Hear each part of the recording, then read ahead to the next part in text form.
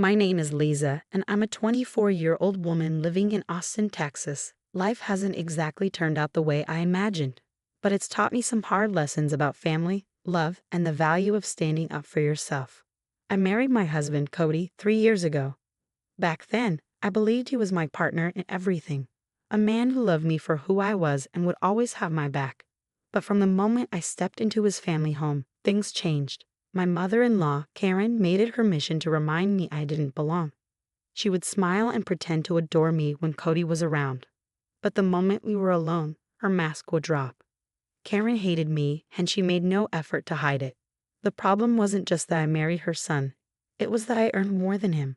I worked as a marketing analyst for a tech company, and my paycheck often covered more of our expenses than Cody's did. Karen couldn't stand that. In her eyes, it was my job to cater to my husband and his family, no matter what I brought to the table. She started treating me like a live-in maid. "You're home early. Why don't you clean the kitchen?" she'd say. Or, "Cody works so hard. Shouldn't you handle the laundry?" It wasn't about chores. It was about control. I cooked dinner for everyone after a long day at work, only for Karen to criticize it. I'd scrub the floors, and she'd find something I missed. Cody would tell me to ignore her, but he never stood up for me. The worst part was the double-faced act. Around Cody, Karen would sing my praises. "Lisa's so hardworking," she'd gush. "You're lucky to have her." But when he wasn't there, she'd call me names, roll her eyes at me, or even guilt me into running errands for her. Despite all this, I kept telling myself to push through. This is marriage, I thought. It'll get better. But the truth was, I was bending over backward for a family that didn't appreciate me, and every day, it wore me down a little more.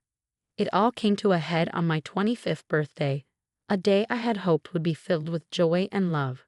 I'd worked so hard to make that house feel like a home, to be a good wife, and to endure Karen's constant jabs.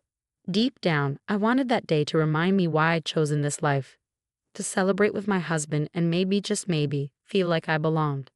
I decided to keep the celebration small, just the three of us. Cody, Karen, and me. I planned everything from the decorations to the cake, and even set up Karen's favorite chair at the table. I wanted to prove to her that I wasn't trying to replace her in Cody's life, that we could all coexist peacefully. The evening started off smoothly. Karen even complimented my outfit, which was rare. I thought maybe, for once, we'd have a nice moment as a family. When it came time to cut the cake, I hesitated for a second. Karen was sitting right there, scrolling on her phone, and Cody was distracted with a work email. I didn't want to seem selfish, so I asked, "Should we wait for you to finish, Karen?" She waved me off.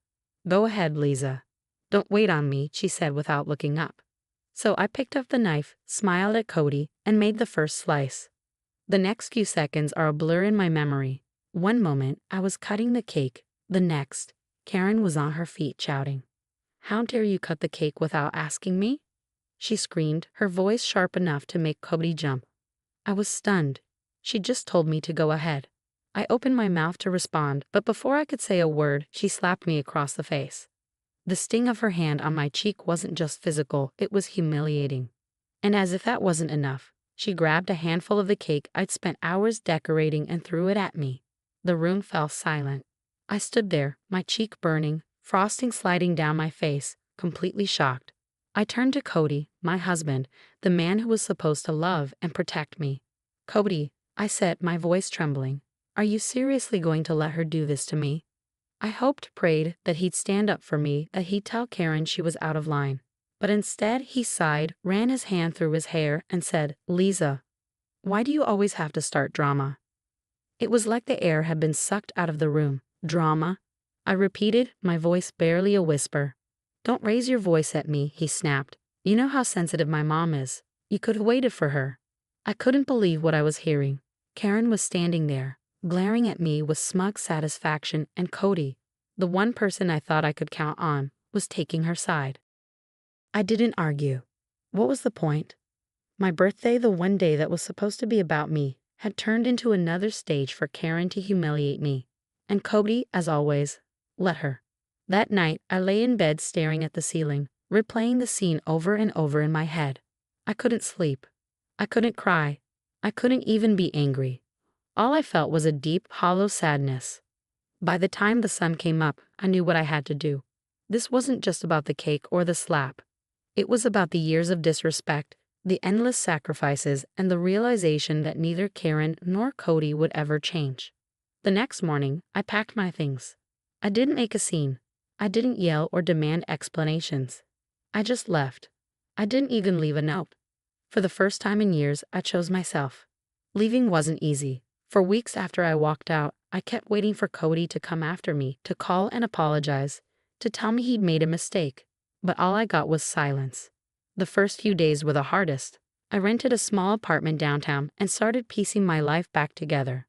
The emptiness in that space mirrored the void I felt inside. But as the days turned into weeks, something strange happened. I started to feel lighter. Without Karen's constant criticism and Cody's indifference weighing me down, I could finally breathe. I threw myself into my work, took up yoga, and even joined a local book club. For the first time in years, I was living for myself, not for someone else. 3 years passed, and I became someone I barely recognized, stronger, happier, and more confident. My career soared. I made friends who felt more like family than Karen or Cody ever did. I stopped thinking about them altogether.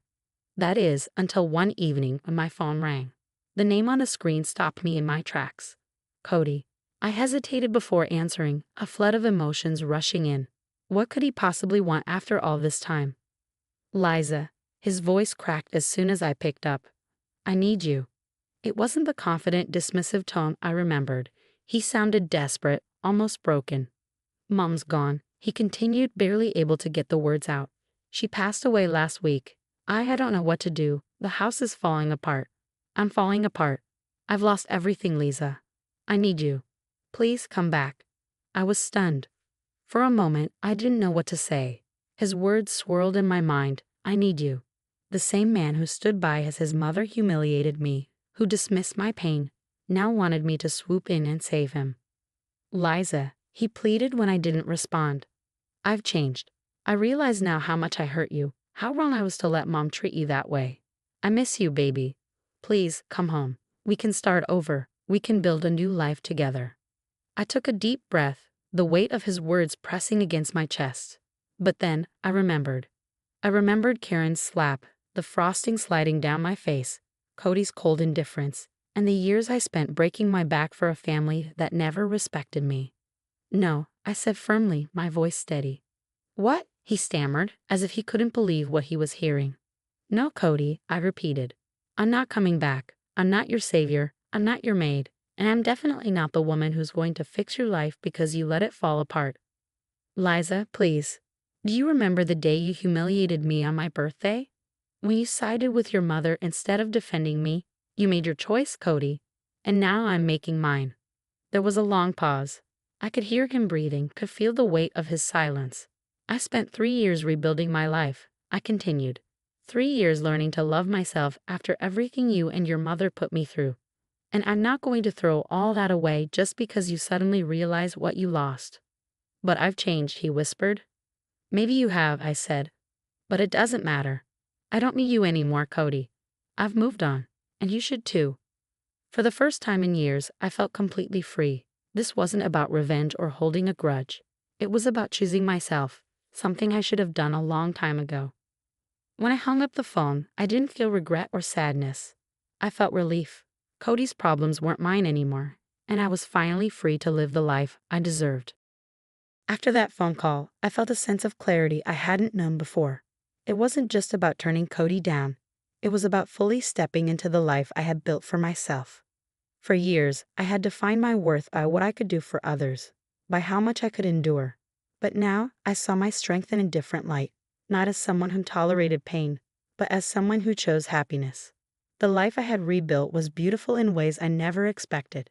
My small apartment had grown into a cozy sanctuary filled with things that brought me joy. My job, once a means to escape the chaos at home, had blossomed into a career I loved. I'd started traveling, something I'd always dreamed of but never had the freedom to do. More importantly, I'd surrounded myself with people who truly cared about me.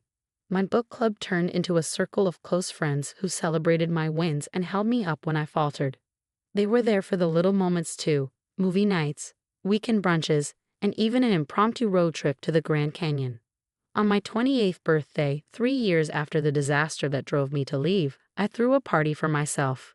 Not out of obligation, not to please anyone else, but simply because I wanted to celebrate me. My friends decorated my home with fairy lights and flowers, and we danced in the living room to my favorite songs. When it was time to cut the cake, everyone cheered, and for the first time in years, I felt nothing but joy. Standing there, knife in hand, I thought back to that moment 3 years ago when Karen slapped me and Cody stood by. It wasn't sadness I felt, it was gratitude. Because if that night hadn't happened, I might never have found the courage to walk away. My life now wasn't perfect, but it was mine. I learned to trust myself, to set boundaries, and to let go of people who didn't deserve a place in my heart. And for the first time in my life, I wasn't waiting for someone else to save me. As I looked around the room, at the friends who had become my family, at the life I had built from the ground up, I realized something. I didn't need Cody. I didn't need Karen. I didn't need anyone to complete me because I was already whole. And that was the greatest gift of all.